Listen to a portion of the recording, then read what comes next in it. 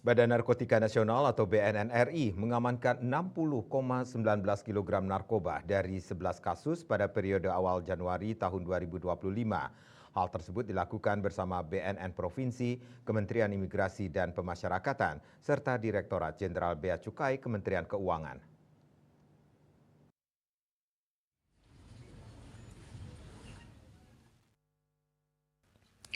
Dalam konferensi pers pengungkapan kasus Badan Narkotika Nasional atau BNN RI mengamankan 60,19 kg narkoba dari 11 kasus pada periode awal Januari tahun 2025.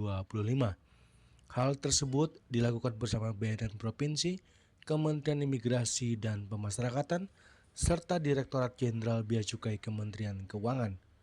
Deputi Pemberantasan BNN Iwayan Sugiri mengatakan 44 tersangka diamankan.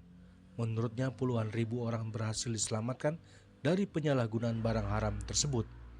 Wayan merinci barang bukti yang diamankan dari 11 kasus tersebut ialah berupa 5,26 kg sabu, 50,99 kg ganja, 0,045 kg ganja sintesis, 3,9 kg katiwan, 63 butir ekstasi, dan 2.680 butir PCC.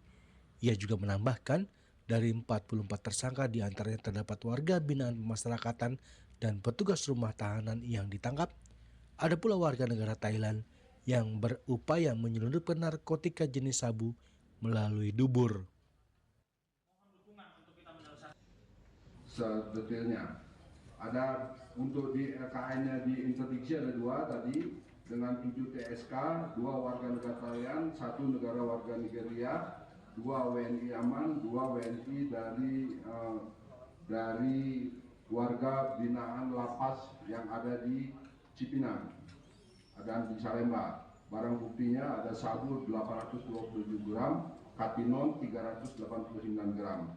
Kemudian dari Jawa Tengah ada dari Kalimantan Tengah ada 1 jaringan ganja, 11 TSK, diantaranya 3 warga binaan pemasyarakatan, 2 petugas rutan. Tadi disampaikan dari Dirjen Imipas, ini berkat kerjasama sehingga kita menemukan pelaku-pelaku yang terlibat tersebut.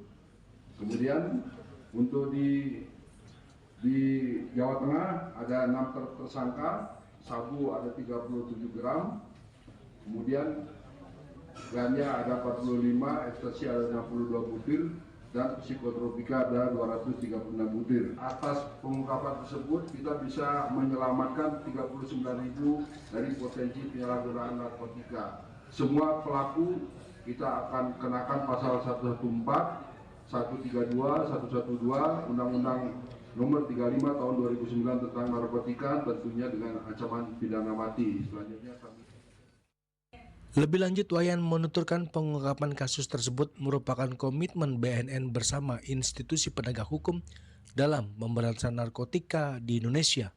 Diharapkan sinergi dan kolaborasi dapat terus terjalin sehingga upaya pemberantasan korupsi berjalan efektif.